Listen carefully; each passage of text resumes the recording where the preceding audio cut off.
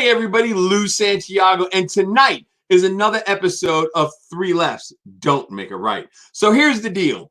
As usual, we've got a great day. We've got a great show for you. We're really trying to step the level up of what we do to make good shows because we feel it is important to you. So if you have any ideas, just shoot us an email at 3 lefts don't make a right. The email will go across the bottom here in a little bit and you'll see what it is. Just make sure it happens and we'll get it done. But that's what you want to do. And we will search out the people and we will see if they want to come on the show because it's all about you guys and getting you guys quality entertainment. And it doesn't matter who it is. It really honestly doesn't matter who it is. If it's someone political, we'll talk to them. If you want to talk to Putin and see if he really messed with the elections from Russia, we'll try and get him too. Why not? The worst he can say is no. So that's the plan. So we're going to go to a quick commercial. John's going to come in. We're going to tell some lies. And then we're going to bring in our guest, Aaron Hagar. Ever wonder what happened to your favorite Hollywood stars? Nice car. Some are screen legends. Come on, boy, let's go. Prove it. Some made history. Bad. Just throw it out the window. Gone out. One thing's for sure. How much for the car? They all have more to tell. What you talking? That's a Cadillac. Road trip with me, Lou Santiago, as I hunt down these iconic cars. Car's actually stolen. My kids said, Dad, you're not going to believe what's over here. And take you behind the scenes to get the story behind the stories. I'm gonna have the car do the same thing. Pow, bang, wow. From the designers who built them, the stars that drove them, and the lucky motherfuckers who stumbled across them. Where was his car when you found it? 3 shots were fired at President Kennedy's motorcade. As the Lincoln that Kennedy was killed in. You're not gonna believe some of this stuff.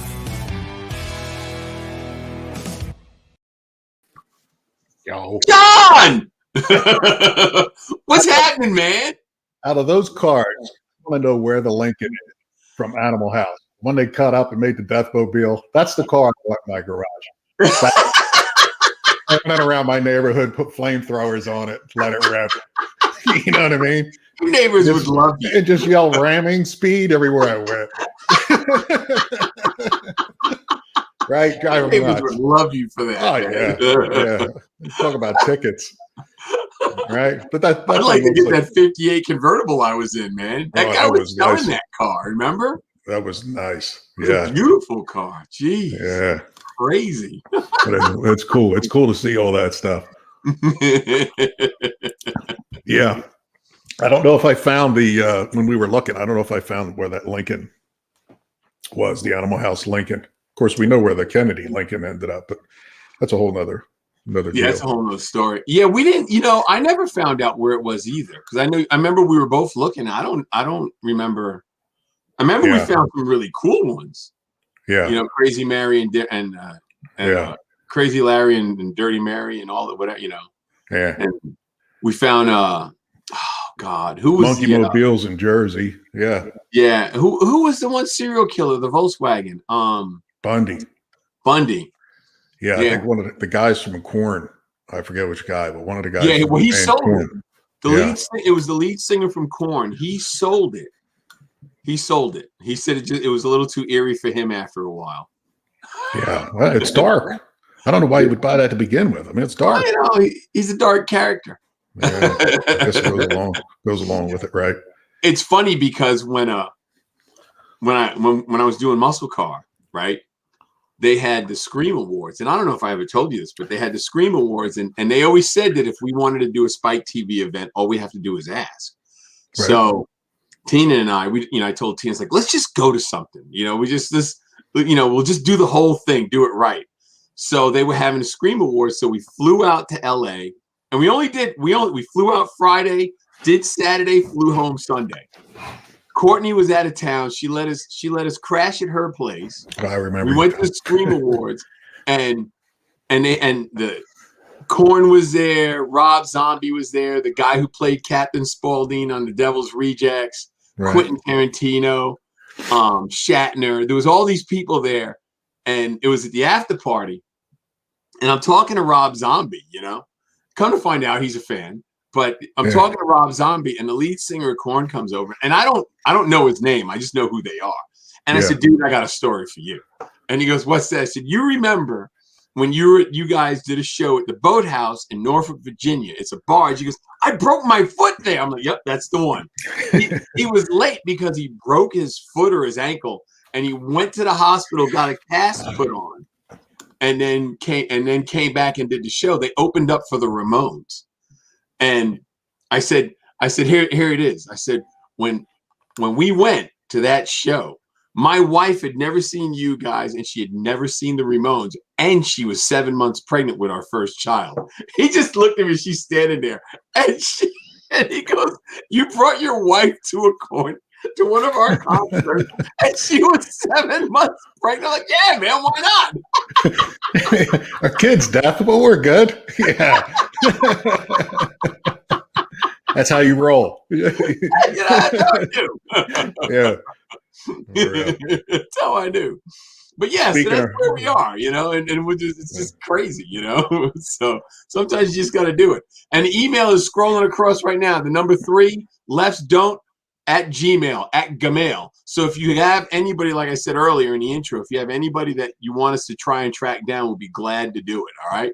So let's bring in our guest, John. I mean, what are you thinking? You want to bring him in now? Yeah, speaking of rock and roll, yeah, we got Aaron. I'm excited. He's I'm going to say he's not a rock and roller. He's the son of a rock and roller. I know, but growing up, a Hagar has to have a guy. He has to have stories. I mean, there's got to be a backside. Oh, we're gonna touch on some of those stories right from the top of it. That's not Little House on the Prairie type setting, I would think. Right, and then we'll go into what he's doing. But there's got to be at least one good story. And I know we can't mention names. You got to protect. The names have been changed to protect the innocent. So we got to get at least one story. So let's bring in Aaron Hagar.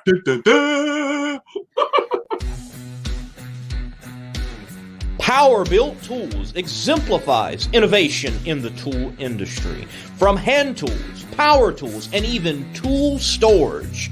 Check out powerbuilt.com for Power-Built Tools. And remember, use promo code MMR15 for 15% off at purchase.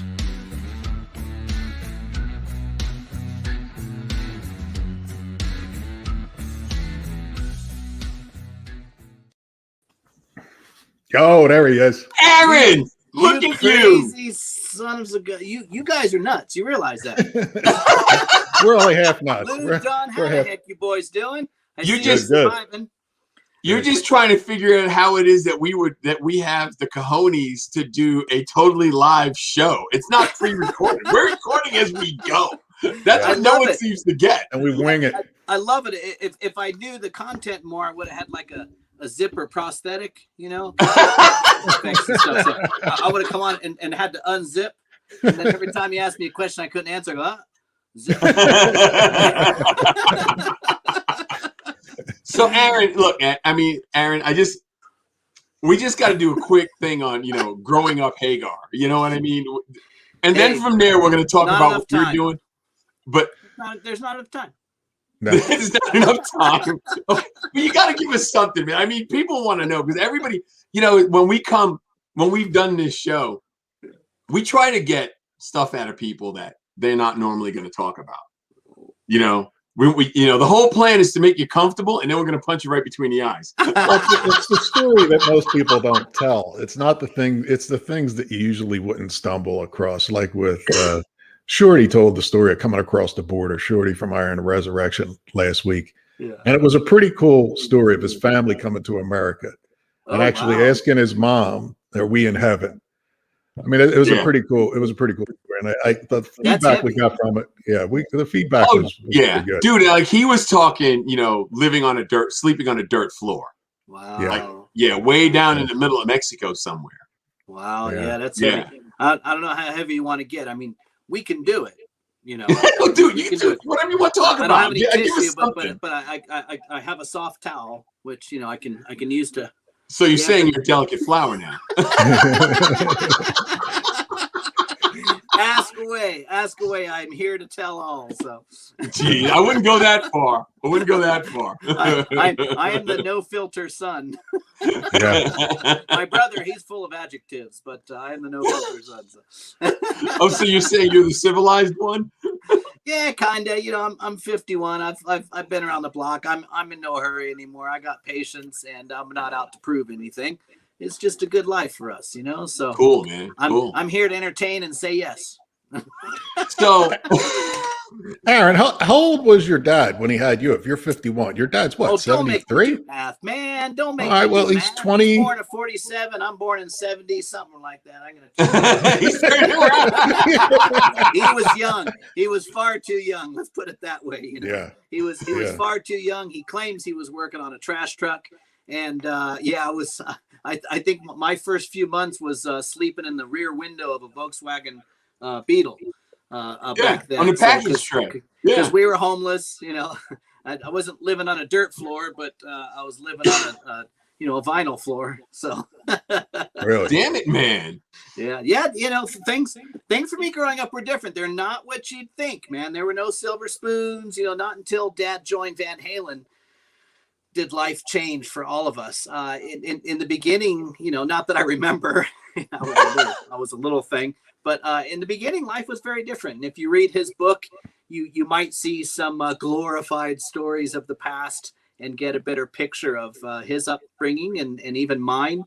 Once my siblings were born, life was a little different. But no, I've had a very different life than what you would expect. Never drank, never smoked, never did drugs, not religious, no vices. Cars are an outlet. They're not a vice. I'd argue that with anybody. That's awesome. Cars is my sanity. Yes, exactly. Like I would be off the rails if I didn't have cars. I would, yeah. Yeah, art books might be a little bit of I wouldn't say a habit, but a hobby. But yeah, you know, lots of hobbies, lots of resources, lots of outlets. It's a busy and wonderful life. Growing up Hagar. Awesome. Yeah, I'll tell you, you know, just the growing up Hagar, I would pitch that to E. I just think I think it's a cool story of reality of it's not what you think. Just like what you just said. It's funny you say that because, you know, my siblings are a little more, you know, into the limelight than I am, even though I've had a wonderful life in the light. But it's funny because the families pitched a couple shows to networks.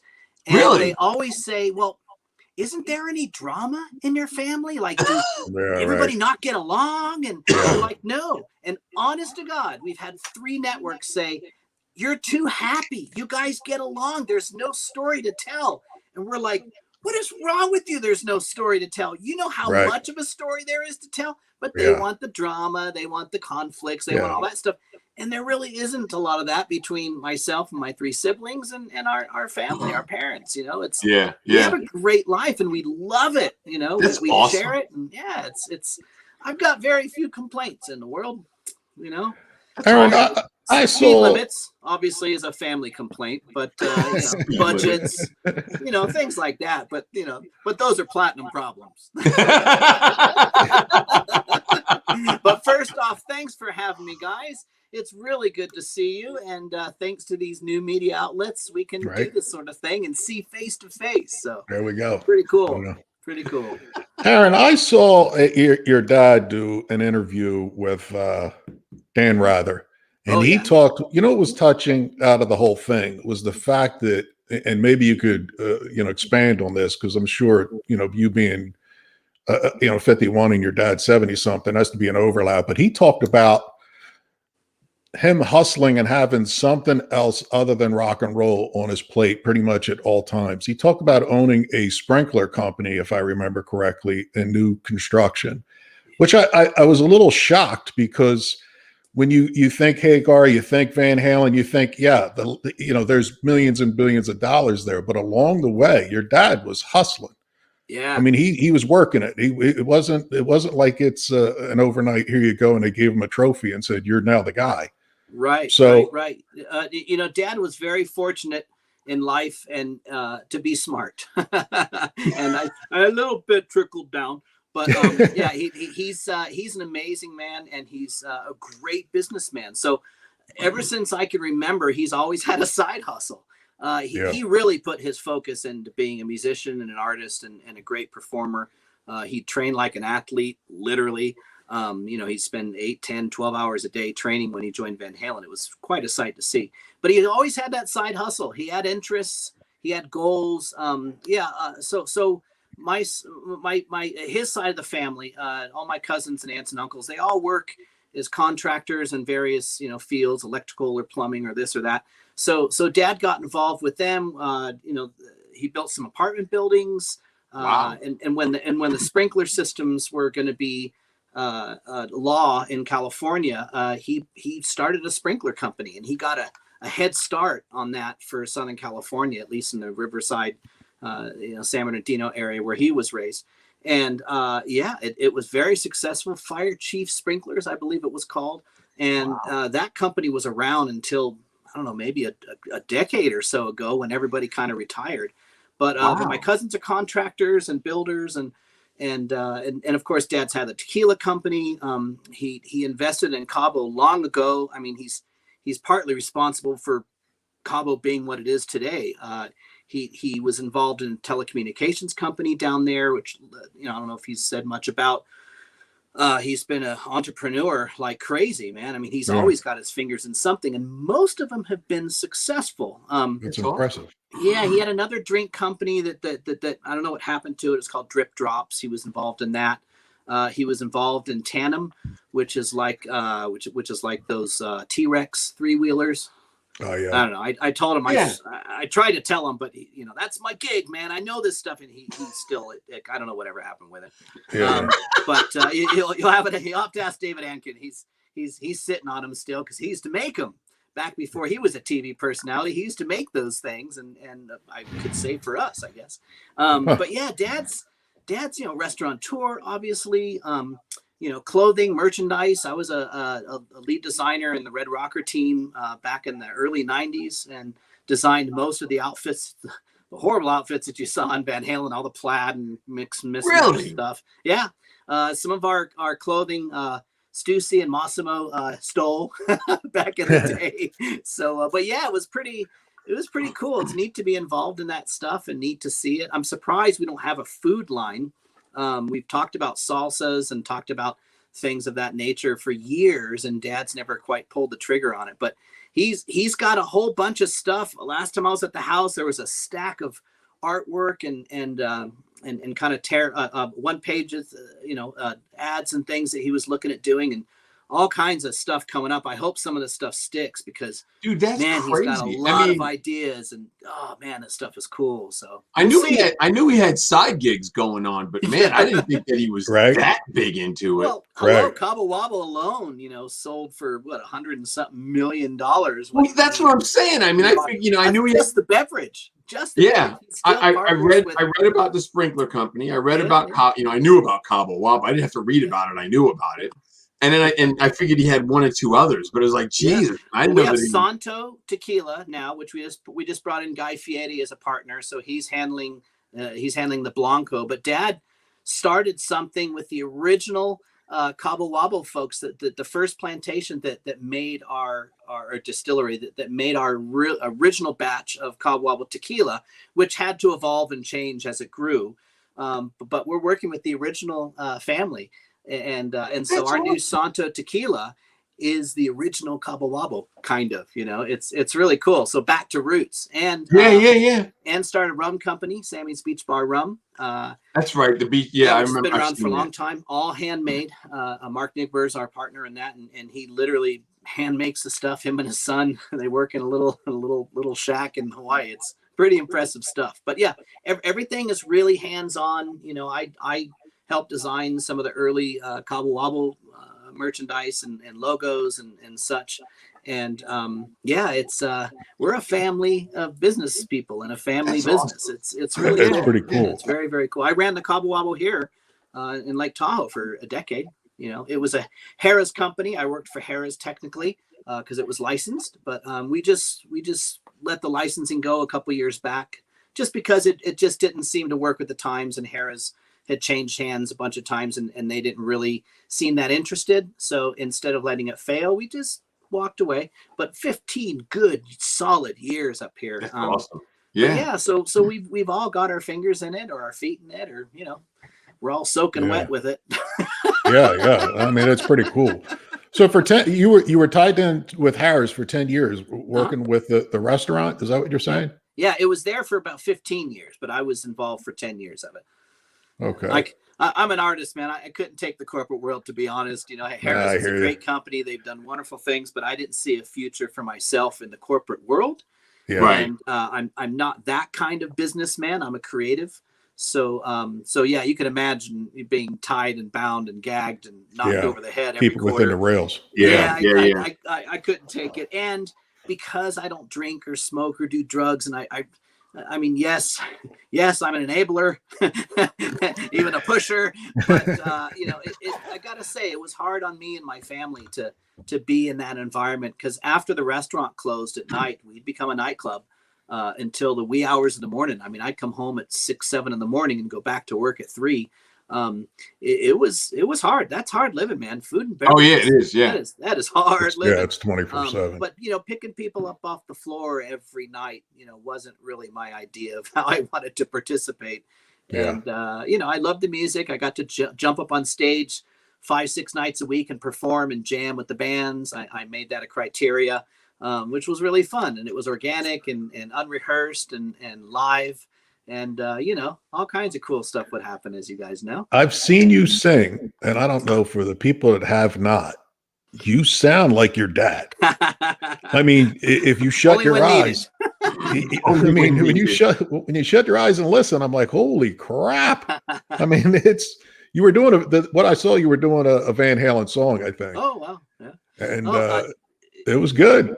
Oh, it was thank good. You kindly. Well, it's been a really cool and privileged life to be able to stand up to the demand and the expectation. I think more than anything in life, one of the most exciting things is to be asked of something that really isn't part of your life or career, but it kind of is, and be able to step up. Dad's legendary. He's got one of the best voices in rock and roll, and I was fortunate enough to get the DNA. Not the endurance. I'm not an athlete like he is, so I'm good for a partial set. But I mean, the guy would sing for 2.5, 3 hours in the key while running back and forth along a stadium, stage. I mean, it was very impressive. I can do 5, 6 songs before I start squeaking, in a nightclub. But it's fun. It's really nice to be asked, and everybody's there for that reason. It's familiar. And I mean, I have my own tone and my own style, but I adopted Dad's very easily. It comes easily, and it's fun to explore. I don't try to very much. It just kind of comes out. But I'll tell you that the trickiest thing is the phrasing. I hear a lot of people that have great voices and they sing Dad's songs, and I just cringe because they don't have the phrasing. He's kind of got a unique phrasing about him and the way he mouths and works with words, and I'm fortunate to have that DNA. So it is sometimes almost identical. Wow. Yeah, that's not just DNA. That's a talent, because you've seen people do their own songs live and it changes. So, and I know what you're talking about, because you had the rhythm down. You had, I mean, it sounded really impressive. I'm not shitting you. But your brother's also a musician, is he not? Your brother? Yeah. My brother is my brother's really working hard at it. I kind of dabbled because it was of interest, and it was offered to me. It was open. I had those relationships too. So I explored a little bit, but everybody wanted me to be dad. Andrew is really having a hard time, because I think he's in a position of damned if you do and damned if you don't. I'm kind of the same or similar age as most of Dad's fans, I think, in their 50s or older. But Andrew, he's in his early mid 30s. So him going out on tour with Dad and being involved in some of Dad's world, it's dated for him. And I think he's trying to be new and cutting edge and doing his thing and discovering who he is. He doesn't have quite the voice, that Dad and I do. But he's got a really cool voice, and he's developing it. And it's been really fun to be the big brother in all of this. And I brought him in on my first recording project that I had, that we had to shelve for for legal and political reasons. It was called Fight Club, but it was a cool project, and he was involved in that, and that was kind of his first experience. And now he's blossomed into his own thing. But I think part of his trouble is if Dad helps him, then he's just the son of a rock star that got some help. If Dad doesn't help him, it's like, well, his dad didn't help him. What's wrong? Yeah. And and there's the marketplace in the world is so saturated with music, and like anything in our lives now, in the world of online, we have to go through so much mediocre to get to the good or the decent. And then mediocre becomes a standard because a lot of people don't have the education to look beyond it, or just don't have the time. So unless it's marketed to you, and then that's the big machine, you really don't hear it offhand or just in the general public. You can almost make, and I argue this, but you can almost make anyone famous these days if you put enough money behind it and you have the right management and the right marketing. You can make anybody famous, and we've seen examples of that. And it's authentic. I think a lot of it is because it's so much easier. It is because there is a formula, I think, to some degree, but it takes an insane amount of money. They're literally, Dad and I have had discussions about the formula, and the math is insane. It's almost exponential. It's like for everything you put out, you almost have to double down with everything you put out after that. And it's nuts, but you can force feed it, and people will listen to it and like it because it's there, and they'll just become familiar. But Andrew's authentic. He doesn't have that kind of capital. We don't have that kind of capital, and Dad doesn't want that legacy as part, because it is part of his too. But no, my brother's authentic. He's out there gigging. He's out there doing everything he can to make his career. And unfortunately, it is expensive. But he's doing everything else he can. But he's good. Andrew Hagar, definitely check him out on SoundCloud, or he's on iTunes now. He's edgy, man. He's a millennial. He's got an edge to him. He's got something to say. He's pissed off. And he's a little dark. I gotta say, he's a little dark. Yeah, that's awesome, though. That's awesome. Yeah, it is awesome. It really is. So, dude. So, I mean, there's got to be the jump that got you into cars. So, I mean, you didn't just come by this naturally. Somebody, I'm sure, helped push you along. Sure. Well, there's three parts. Push? There's 3 parts to that story, Lou. There's 3 parts. So part 1 is, of course, genetics, environment. Dad loved cars. I got to love cars. It's a cool thing, and it was always part of our relationship. Number 2 is my Uncle Bucky, which was my mom's brother. That's how he and my dad and my mom met. Was okay. Late Uncle Bucky, unfortunately. I have his Norton, and I have an old Mini like he had, and I've kind of been chasing that memory as a childhood. But my Uncle Bucky was the mechanic of the family. And he was a real grease monkey. He was a real wrench head. I mean, this guy lived and breathed. I mean, literally, he was the guy that you walked into his apartment, and he had an engine block sitting in his oven, drying out. He had motorcycle parts in his sink. He had something in the freezer that he was trying to shrink so he could put a bearing in. I mean, he was that guy. Literally, his house was car parts. His furniture was car parts. And then number 3 was my first car was a 58 Alfa Romeo. So keeping that thing running, and I worked in the film industry. This is not my work. This is Immortal Mass, but up on the wall there's a lot of my work. But I've worked on 30-something films in my career. I stopped working in the early 20s, but in my early 20s. But I would drive back and forth between Marin and LA in a 1958 Alfa Romeo at wee hours of the night and break down and have to keep running. So I became kind of more mechanically inclined because I drove a classic car when I was a kid. Yeah, right. Right? You got to figure it out. Those are the 3 elements. And maybe a 4th is always loving my dad's collection and not being able to afford that version of it. I started creating my own with parts that were free or cars that were abandoned and accessible to me. And then I would restyle them and fabricate and make things, the way I wanted in my tastes. And that kind of became my style. And I've amassed a pretty healthy collection of relics due to that. So that I think that kind of gives you a good picture. Aaron, what kind of cars do you like? What's in your collection? What do you gravitate towards? That's ever evolving. But right now it seems to be leaning more on the British. Okay. part of the world.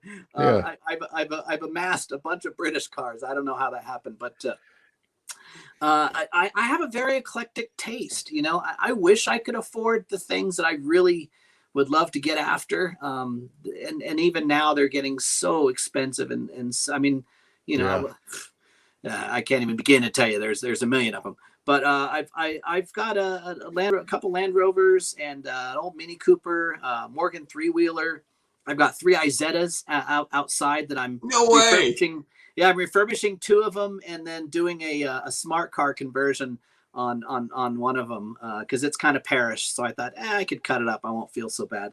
But I've got a Pinzgauer and I've got all kinds of weird, quirky stuff. But I just love it. A TR3 Outlaw with a 66 Mustang, 200 in it.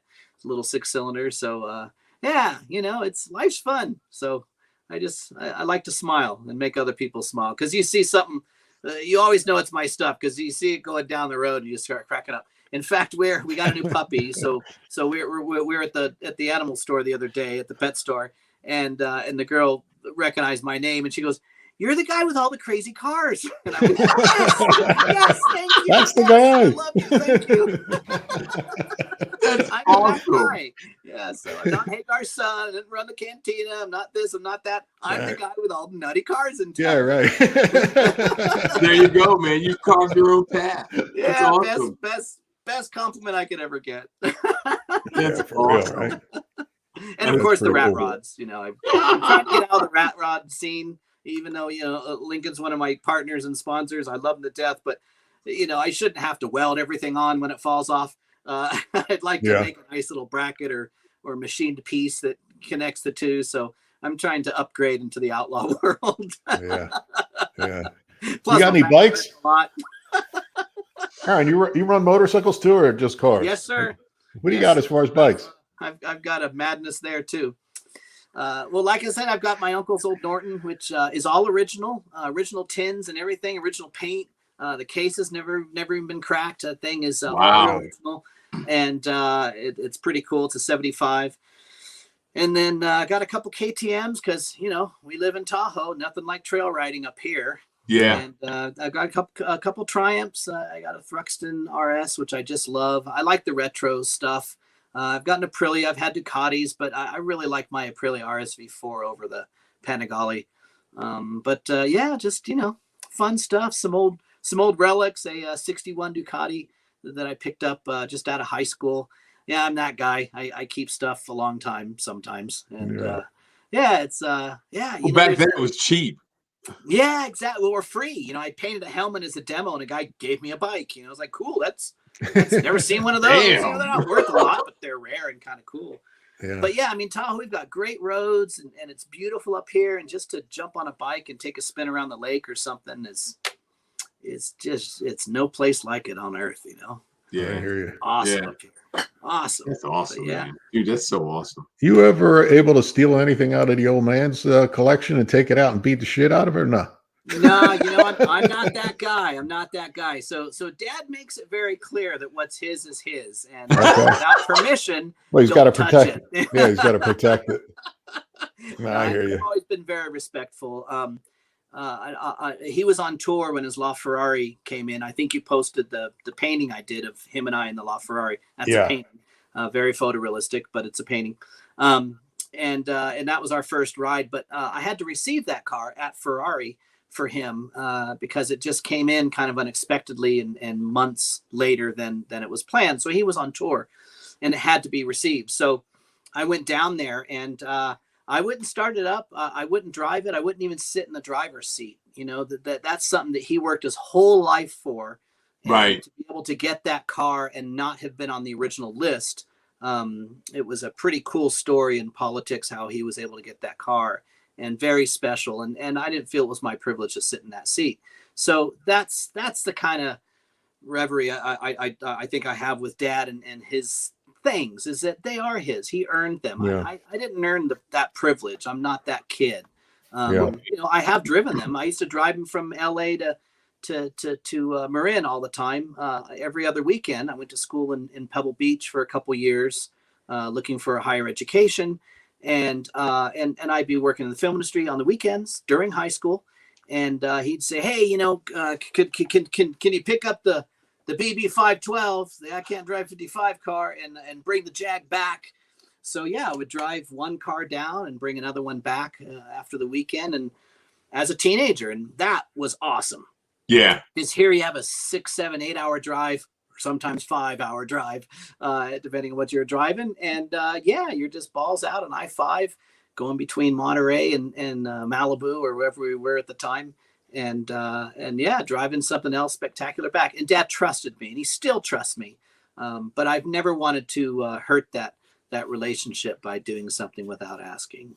Yeah. Yeah. You know what I mean? I get it, man. I get it.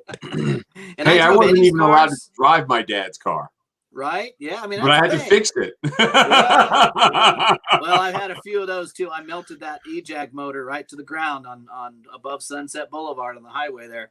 It overheated after someone else serviced it and didn't replace the lower cooling hose. And yeah, that thing, I mean, he rebuilt it twice and they couldn't get those 6 Webers to sync. And they're like, yeah, those heads are warped beyond repair. They planed them out as much as they could, and you had to have a new motor put in. Yeah, I've had a few mishaps, and unfortunately they're catastrophic. But I've never wrecked a car, knock on wood, and I haven't had a ticket in over 25 years. So that's good. I've been pulled over a lot.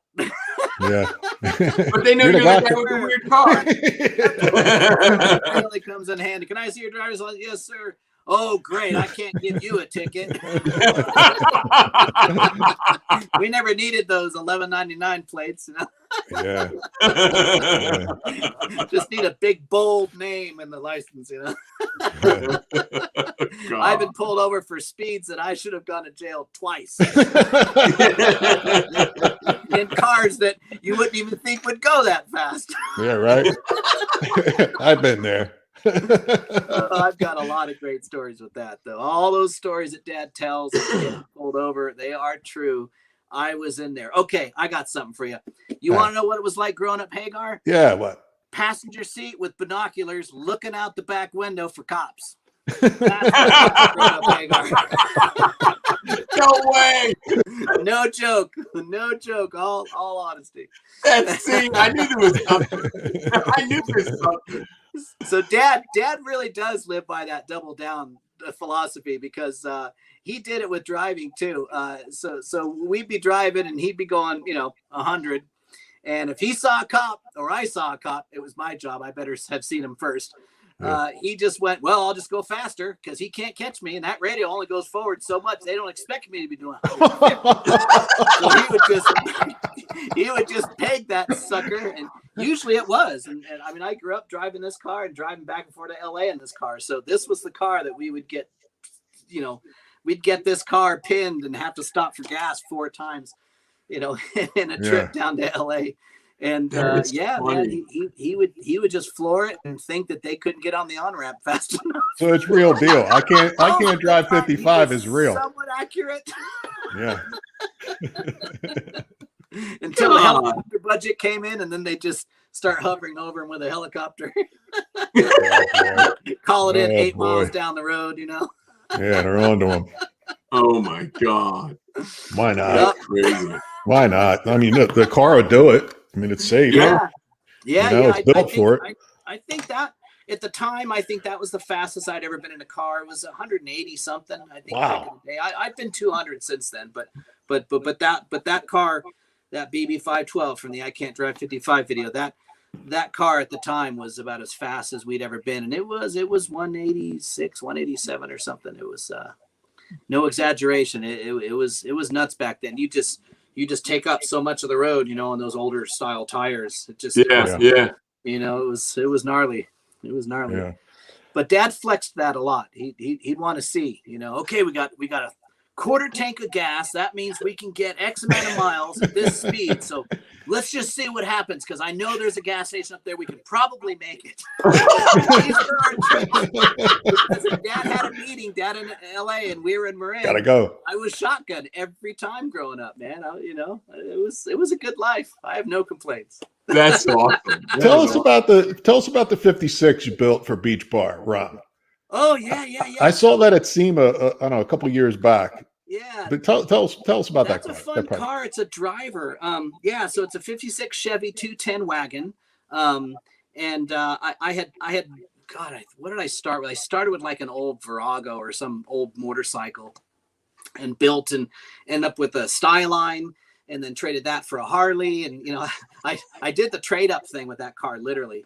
And then I borrowed a little bit of cash from a buddy of mine and got a Land Rover. I got an old 109 Land Rover that was out in the weeds somewhere that someone had started, and they had painted it. So the hard part was over. Now it's just putting it back together.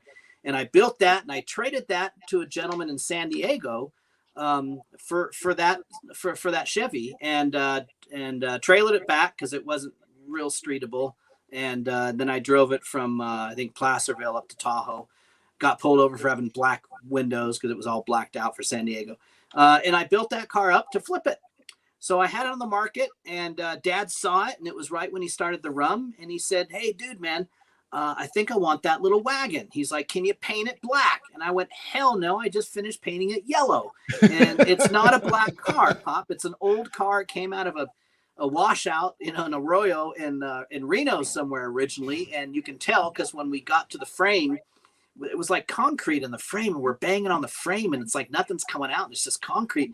And as I'm chiseling away at it, I realize it's compacted sand and silt. This thing had literally been in a arroyo for who knows how long, and it was in amazingly good shape. So he said, "Well, I'll give you close to what you're asking, but I want you to make it a Woody."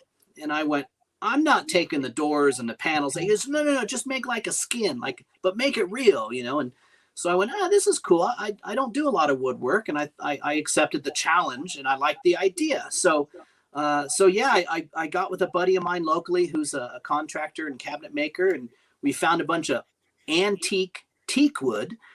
So all the wood on there, other than a couple pieces, is all over 100 years old, off some old furniture and tables and stuff we found.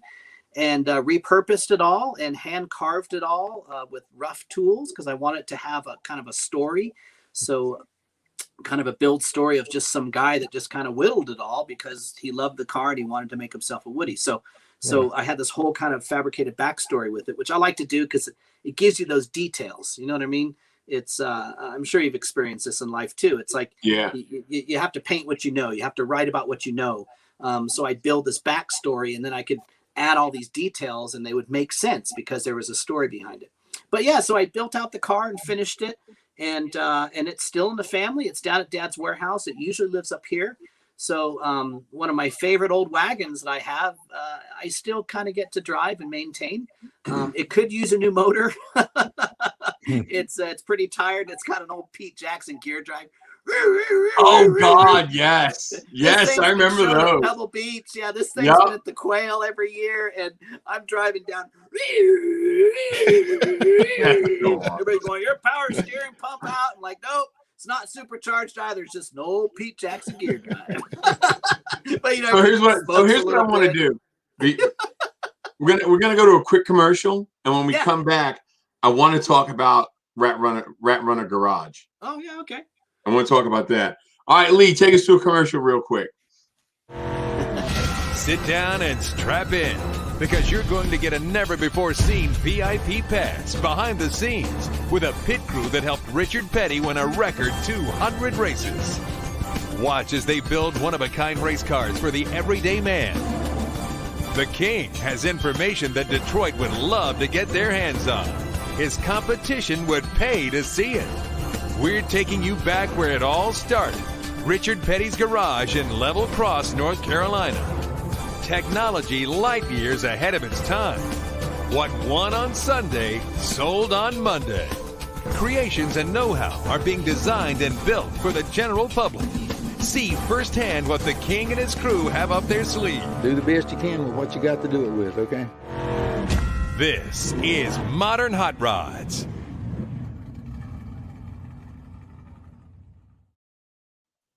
That was another thing that we were working on. But we'll talk about that in a little bit. You know what? I have to apologize. I've got this little guilt thing. I keep looking at the doorway thinking my wife's going to come in and go, "You're talking too much." I don't get out much, Oh, boy. house, and Lou's got great energy, and he's usually cussing up a storm. And if I stop talking, he'll start cussing. Aaron, not a problem. It's not a problem. Aaron, Brian Ryder hurts too much, but I don't care.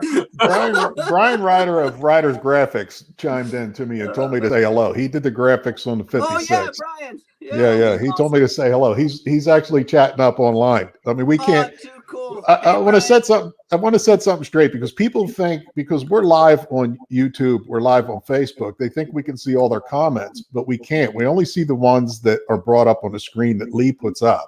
Yeah, so there's I other. say, I haven't seen any in a while. Yeah. On the right hand side, that's internal. But people at home that chime in think we can see it all. We can't see it all because the software doesn't allow it. So I just wanted to clarify. They go so fast too, man. They just bloop bloop bloop. They do. But yeah, Brian did the graphics on the Woody Wagon too for us. Yeah, he made. Yeah, he's a good dude. And they're still good, Brian. They haven't come off. They haven't faded. So Ryder Graphics, good job, my man. There you go. That's a plug. That'll work. And believe me, it sat outside in Tahoe at 6,500 foot elevation, which I hear is 1.5 miles closer to the sun. Brian, that'll be $500 for the plug. We'll hit you up later. Better yet, make it 1,000. Gotta go 3 ways. Gotta go 4 ways. There he is. Thanks, buddy. There he is. I see him. There he is. I see you. I see your dog profile on Facebook. Oh, we got a pool and a pond. The pond would be good for him.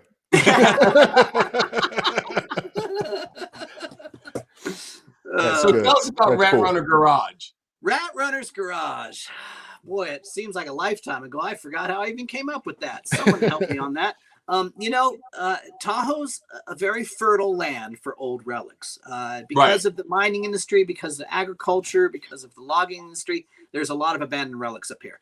So I got hip to that pretty early, because when I moved up here out of a divorce, and I had nothing. I literally lived at the hotel. I was starting over.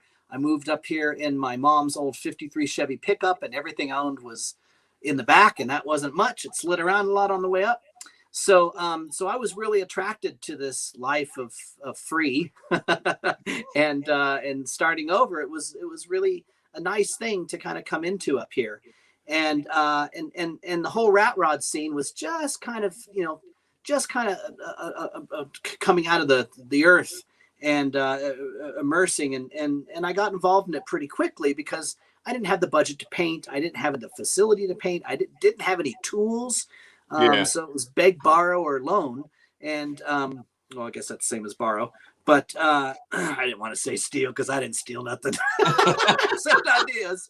But procured it. But yeah, so I came up with this place because, Lou, because of our contacts and our relationships and our friendships. I watched all you guys on TV when I had nothing, and I didn't know anybody, and nobody knew me. And very slowly I met friends and made, friends and relationships, and it grew, and I found this community of rat rodders, and I ended up going to SEMA, and that's where I met, I just ran up to Lincoln and some of my favorite places and people that I use. I said, hey, I want to build this idea called the Rat Runner's Garage. And this was before Gas Monkey. This was before a lot of those shows. And I said, I want to maybe build a TV show out of it, if that's a viable idea. And man, it picked up momentum. Like, I couldn't believe I had a TV show. I had one of the biggest contracts in reality TV with History Channel and A&E. And then it got tossed around quite a bit. We had multi-million-dollar budgets. This was a big deal, right? And I had a really cool crew, and it was called, Rat Runner's Garage, but they wanted to call it like the Motley Crew. They wanted to call it, how TV gets. So I said, look, I'm authentic. These are my friends. We built this together. We're authentic. I'm not going to fake it for TV, because there's enough stories for 20 seasons. Yeah. And I just couldn't find a champion all the way to the top. And I had some really good champions, but she couldn't take it once she moved her position over. She couldn't take it to the top. And so I walked away from one of the biggest deals in reality TV at the time. And then Gas Monkey took over, and then my friend Steve Darnell got his shot, and the world became what it is. yeah, I was early in that game and really excited, and I walked away because I wanted to be authentic. But yeah, the Rat Runner Garage was the name I chose and the one we built. And it was really just a local place that I had found some sponsors to help support, like Kicker and Lincoln Electric and C-Tech and a bunch of other companies that were willing to front me all this equipment and time and even some money to pay some rent and build this idea that we all started with. Yeah. And then, it all got diluted in the world of television and corporate and all that. But I was able to hold on to that for a very long time, and it kind of became who I am. And it's really nice because, the Rat Runner Garage is a place. It's 2120 Barton Avenue. It's not a place of business. I don't even sell merch. I don't sell anything out of there, really. But I get about 20, 30, sometimes 40,000 people a year walking through there, wanting to see it, experience it. They leave something, which is really cool. The whole place is the walls of this place are organic because people bring me stuff and they want to be a part of it. They've seen it grow and they've nurtured it as well with their support. And it's just a cool place. It's real. And it's just a garage. It's just a funky old garage from the 50s with some barnwood on the wall and concrete, which now is Swiss track. So it's looking pretty good these days. I got to say, it's getting a little corporate, but yeah, it's a lifestyle. Rat Runners up here were the scabs that used to run whiskey and stuff. It was the old jalopies that were barely on the road still. It was all the banged up leftover stuff. Those were the Rat Runners. So it kind of is a real thing too. And yeah, it's a great life. Like I said, on my builds, I'm trying to elevate a little more, just because there's a lot more demands in the world. But Tahoe's a small town. You could literally pull a Model A out of some guy's garage with flat tires. If they'll hold air to get you home and you can get it running, you can drive it. There's, it's a 40-mile-per-hour speed limit up here. We got one little place that's 55 for like a mile. Other than that, you're doing 20, 30, 40 for 11 miles until you get home. Wow. As long as you got some brakes if you're going to go down a hill. Yeah. But other than that, there's not a lot of demand. So some of my stuff is a little rough, but original. And I like that. Wow. Yeah, it's pretty cool, huh? You don't think about that, No, you don't. Yeah. Yeah. So in one perspective, some of the cars up here, well, a lot of the cars up here are kind of on the bad side of the rat rod culture, and that they aren't real safe. They don't have, a lot of fancy stuff on them. They're really budget builds. I think some people might have taken advantage of that to flip a trend. But the reality is that you can drive an old car up here relatively safe because you're kind of driving it in a way that it was meant to be, on an old gravel road or washboard road, through the desert, with a little extra water in your trunk, and just as long as the tires hold air enough to get you home, it's kind of the way it is. Yeah, sometimes my radiator would get me to work. That's it.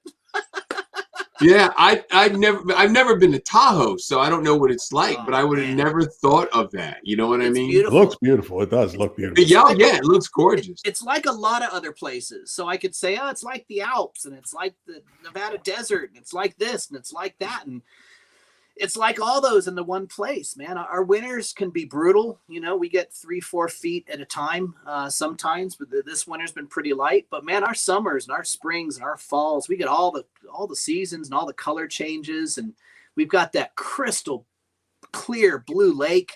You can see, it's 90-something% clear. It keeps changing a little bit with pollution, but we're in the 90s, a percentile of clarity. Wow.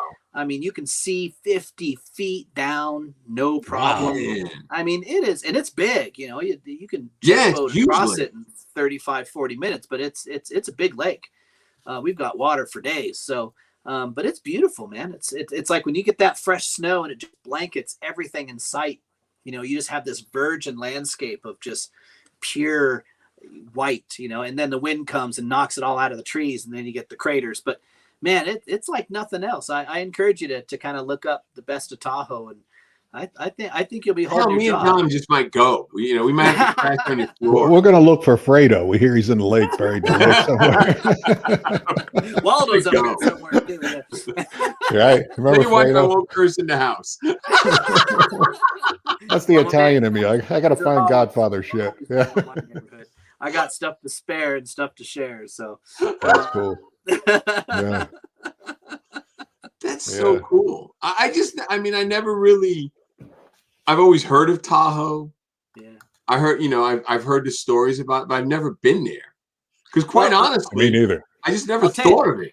Tahoe's got some crazy histories. So when I was working at Harrah's and singing, and Dad would play in the showroom, our food and beverage manager, he had an old relic, and he's a Frenchman, and I won't try to imitate him, but he would come down and say, you need to sing in this microphone. It was Sammy Davis Jr.'s microphone, and he brought down this old rattly ass microphone just like this. This is the Elvis mic, the SH55 or 55. I got one of those. Yeah, right. So I'm gonna make it a shifter. The initials on the model number are 55SH. Right.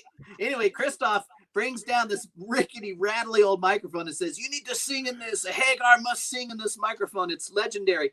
Yeah, man, that microphone was the house mic for Harrah's. I mean, Sammy Davis Jr. sang on that mic. Elvis probably sang on that mic. Dean Martin. I mean, all those guys sang on that mic, right? They stood in that showroom. They bumped that curtain when they walked out on the stage. I mean, along the back wall of the showroom, there's 70 years of history there. I mean, and in some of the old coffee shops and inns here, you'll see some of the old photos and history of Tahoe on the walls. And you're like, oh my God, that building is still here. It's like 1857, I mean, so cool. It's been around, brother. It's got some history here, and it's really cool. And that's what I love about the car culture, because that history is still here. Yeah, that's right. You can drive anywhere between here and Carson City, Carson City, Nevada. I mean, look it up. Every gunfight in the world was here in Carson City, the gold rush and everything. It's got so much history. Virginia City and Nevada as well. But some of the old homesteads and some of the ghost towns, we got Bodie. Just it goes on as Cerro Gordo. I mean, it goes on and on and on and on and on. And it's really a spectacular place, and it holds a lot of magic here. This is a cool place. And then there's some dead bodies in that lake, I'm sure. Yeah, I'm sure. There's that side too. It is real. There's definitely some old mafia blood. I'm sure it's still. Probably. Probably. But it's cool. Yeah, I definitely encourage you to. We'll have to check it out next time we're close. One of these days. And come leave something on my wall. How far of a drive is it from Vegas? It's a bit of a haul. It's about 7.5 hours from Vegas. Yeah, but the Reno airport's an hour and 20 minutes away from Tahoe. You can fly into Tahoe on a smaller plane too, but it gets a little pricey. So most people fly 2 hours into Sacramento or an hour 20 minutes into Reno. But it's very accessible. Very accessible. I'd probably just drive. Yeah. Pardon? I'd probably just drive. I do. I don't care to fly anywhere. I love to drive. I love that peace of mind, catch up on some podcasts and some of my buddy shows, and or just tune out, just hit cruise control and just drive through the desert and count how many dust devils you find. Yeah. I'm with you. I mean, I love driving. You gonna do SEMA? You doing SEMA this year? If SEMA does, I will do. Yes, sir. I hear you. We're planning on it. In fact, one of my rat rods would be there with Kicker, a Red Voodoo. My first. That's my one hit wonder right there. Is Red Voodoo. I shouldn't say that. Tell us about it. That's my first hit. That's my first hit right there. Is Red Voodoo. So Red Voodoo will be there. Hopefully in the Kicker booth this year, and heck yeah, I'll be there. All right. Awesome. Tell us about Red Voodoo. What's that all about? Red Voodoo started life as a 46 GMC. It was the first commercial tow truck in Reno, and I picked it up as a rolling project from a couple boys down the hill that were building themselves some rat rods, and they painted it all flat black. And I brought it home and finished it out and and lightly took all that paint off. I finished it out on the back of my buddy's trailer with some Costco tools. Literally under a tarp with a stick welder. And but Red Voodoo is pretty cool because it sits on a 38 Chevy chassis that's been boxed, and we got a 454 in there, and it's a mishmash of parts. It's a Frankenstein, which I love Frankenstein. But truth be told, I kind of learned something about the car in recent years. A buddy of mine coerced me into taking the Woody Wagon and Red Voodoo down to the Sacramento Autorama, I think about 4 years ago now, and enter them both. And I was running the restaurant down there. We had another restaurant, Sammy's Island Bar and Grill in Roseville. So I was managing that. We were shutting it down because we ran into some financial trouble with the city, who was our partner. Anyway, long story short, I was closing it up that day, and I didn't know, but he had put Red Voodoo in the most traditional hot rod category, which had a field, right? Which had a field of about 100. There she is. It was in a field of, I believe, close to 100 cars, and none of them looked like that. And damn, if you wouldn't believe, I won top trophy. I won most traditional hot rod. No way. That thing looks pretty badass. That looks pretty bad. It looks like it's fast. It looks like it gets down the road pretty good. Enough. When you're running original 43 wheels and juice brakes and but when you look at it, when on a 4-inch drop axle. Yeah, when you look at a car and you can see that it looks like it's moving, like it's in motion when it's standing still. You've done something right there. Well, what you don't see in this picture is I've got a gentleman who's in his, I guess he's 70 by now. You can barely see the top of his head poking up in the passenger seat, but he's a little person, and he's about up to your hip. He's about up to your hip, and he was riding shotgun that day, going, "Go faster, go faster!" We could lose a rear end on every corner, and it's just a drift car, really. Had cheater slicks on the back, but it was funny because when I went to pick up the car, I didn't know I won, so I missed a ceremony because I was taking care of my employees and closing them out. And so when I went down there to pick up the car, a couple of the judges were behind and talking to people, and they came up to me in the car and said, "Hey, are you the owner of the car?" And I said, "Yeah." They said, "Are you the builder?" I said, "Yeah, well, me and the Mitchell brothers originally started it in Reno." And they said, "Well, we're some of the judges on this car." And I went, "Hey, I am blown away. What's the story? Why did you pick me? I'm probably the most hated person on the planet right now." And they said, "Well, here's the story. We see a lot of cars that are just covered with Bondo and $100,000 paint jobs, and it doesn't tell the story of the car." They said, "This car embodies everything about the story. It's all right here. We can see where you learned to weld. We can see where you made mistakes and made them better and reinforced this. And it tells a story, and it really embodies what a traditional hot rod is." And they said, "We didn't see it as a rat rod. Those are over those are in the suede arena. Those are like rat rod builds." They said, "This to us was more of someone's creative idea, someone's legacy. They put a lot of thought and a lot of time into this over a very long period of time." And they congratulated me. And man, I broke down, boys. I broke down in tears, and I was really, really moved. And I never really thought of it that way. And Dad always called it my first record.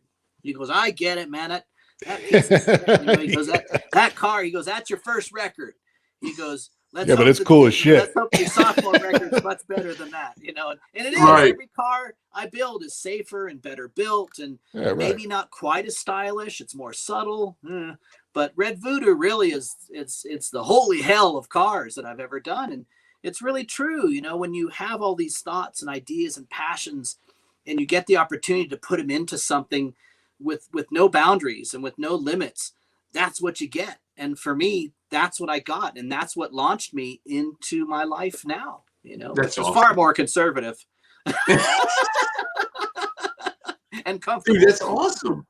That's awesome. So it's I'm really honored to have that experience and be able to execute that in my life. To have an album and have a hit record, and so to speak, in the automotive space. It's that's really where I'm drawn to. I'm an artist, I'm creative.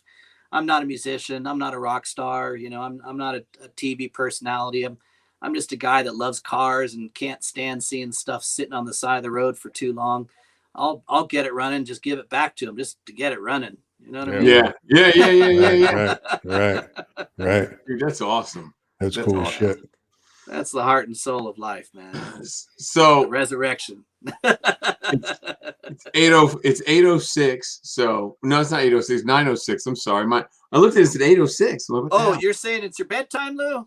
No, It's bedtime, folks. We got to do. He's got his pajamas on it. Got to do now. Lee's got another show he's got to do. Not getting his beauty sleep. Come on. I gotta get. That's what happens when I don't get my beauty sleep. Yeah, here. I'm authentic. There you go. My finger. I tore my finger up years ago. Installing a lift. Right. The half the nail is gone. There you go. It's better. I'm okay. Now this is the vanity in me. Notice how that middle finger is a little more glossy. That's because I got about 9 coats of clear on there, so it won't come off. Yeah. Hang on there. I don't want to have an ugly nail and be hiding it. I like to give the finger. So I gotta have it. This guy that I knew when I was a kid in New York, his dad's middle finger was cut off at the knuckle. Oh. I don't know what happened, but it was funny because like he'd be sitting at a light, he'd be sitting at the light like this. Act like nothing's wrong. He'd look over at people like, and he had one long ear. I just think it was the funniest. Thing. He's sitting like, got his hand on the wheel. Oh, that's hilarious. That's awesome. Look bad. Oh, we love characters, don't we? Oh yeah, it's awesome. Right, John? Right, John? Yep. We love characters. I see them. It's backwards. He's over there. He is. There's the character. I'm over here. All right. Pretty cool. He's got another show he's got to do, so we got to sign off. All right, guys. Guys, thanks for letting me. Aaron, appreciate it. We'll catch up at SEMA. It was great talking to you, man. If there's anything we can do for you, let us know. Help you out in any way possible. Likewise. Ladies and gentlemen, that is it. We're done for the night because Lee's got other stuff he's got to do, and he's giving us his time by helping us out with this. So we got to respect his time. And next week, who do we have next week, John? We're at Barrett Jackson. There you go. We're gonna go live at Barrett Jackson. We're going to Barrett. I've got a couple cars I need you to look at. I ain't buying them, but I might steal them. We get in on Monday, so we'll be there. We'll be on the ground. We'll be there on Monday. Right on. Well, have fun, you guys. Thanks for having me on the show. Appreciate it, for Aaron. Your time, and I hope to see you at SEMA. Sounds good. All right. Talk to you then. Guys, take care. I'll see you guys later. Thank you. All right, John. We got to bounce. All right. Yep. I'll talk to you. Till next time. Later. Yep.